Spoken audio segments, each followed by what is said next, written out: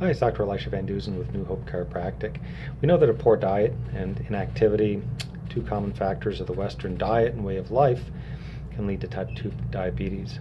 But what's not discussed very much is how many people are dealing with this disease for other lesser known reasons, reasons that are sometimes outside of their control and have to do with chemicals and environmental toxins that are also becoming more and more prevalent in our world.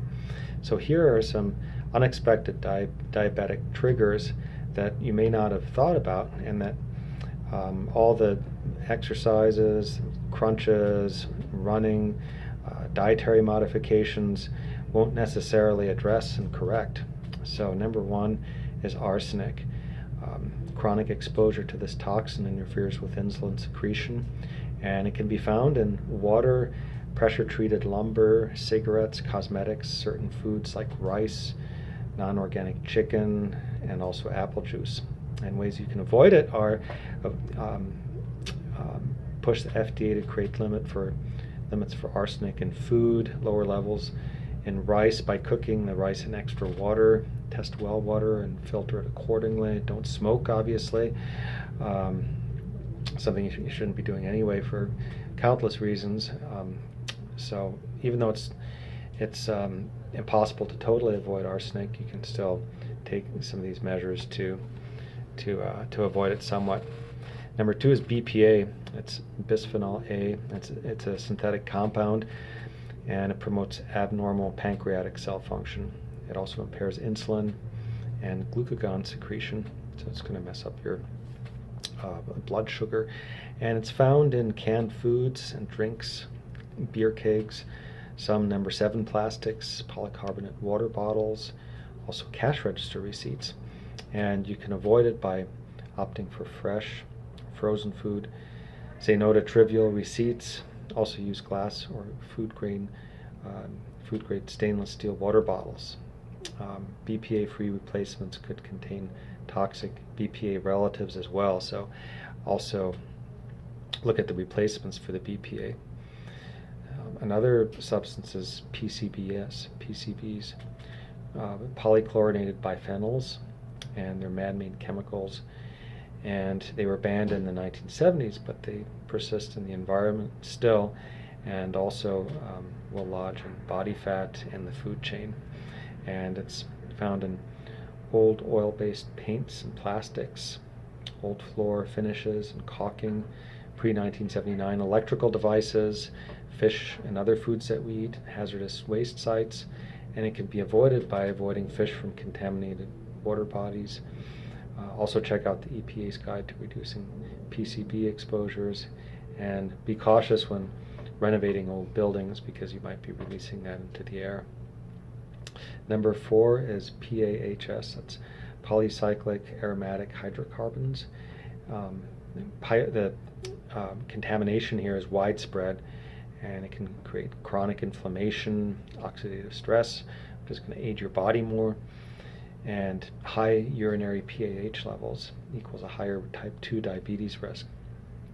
Now, where can you find these compounds? Well, in burnt meat, gasoline, crude oil, coal, incinerated garbage.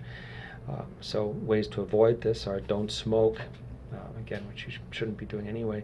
Avoid charred meat, promote electric hybrid type vehicles, support clean energy as much as you can, avoid coal and tar, asphalt sealants, limit time around burning wood, and also just try to conserve material in general to produce less garbage.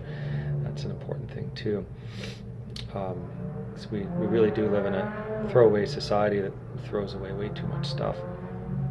Another diabetes trigger can be phthalates, and these are plasticizing chemicals linked to type 2 diabetes, cardiovascular disease, and also hypertension. And it's found in vinyl, fragranced soaps, perfumes, laundry products, candles, and air fresheners, wax melts, personal care products, things like that.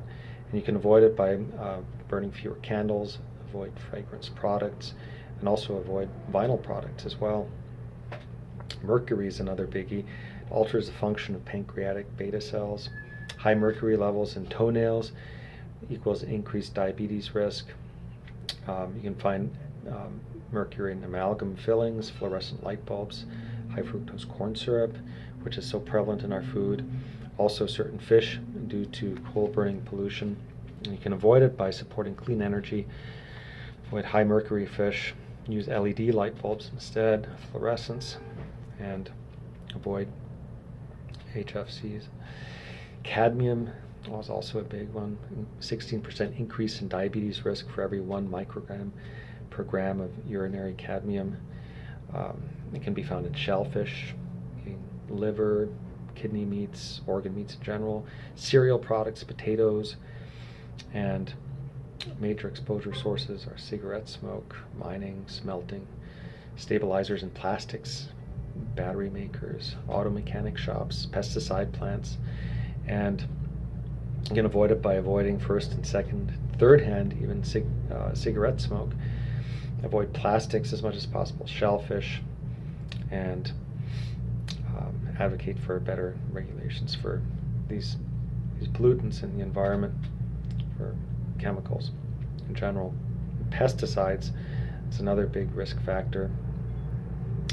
Systemic pesticides, ones you can't wash off, chemicals that just leach into your system, and those are particularly dangerous. Non-organic food are culprits, fumigated homes, farm communities, golf courses, some parks as well. So choose organic whenever possible, and practice natural pesticide control, natural pest control. Now, nickel, that's another offender, another toxic chemical that can lead to diabetes. Elevated nickel can be linked to higher fasting glucose and insulin resistance too. It can be found in welding shops, fuel power plant emissions, incinerator emissions, industrial waste, in the soil, also in the sediment. You can avoid it by supporting green energy, encourage Superfund site cleanups in your community, always test the soil before gardening, and also proper air protection for welders so they're not breathing that stuff in. So these are some environmental toxins to be aware of that might be inadvertently causing diabetes and making your chances much worse of getting this, even if you're exercising properly and eating a good diet. So hope this helps. Check us out at newhopechiropractic.com. Remember, we live our lives through our nervous system, so make sure you get your spine and adjust it on a regular basis to keep your body functioning properly. And with this, have a very healthy day.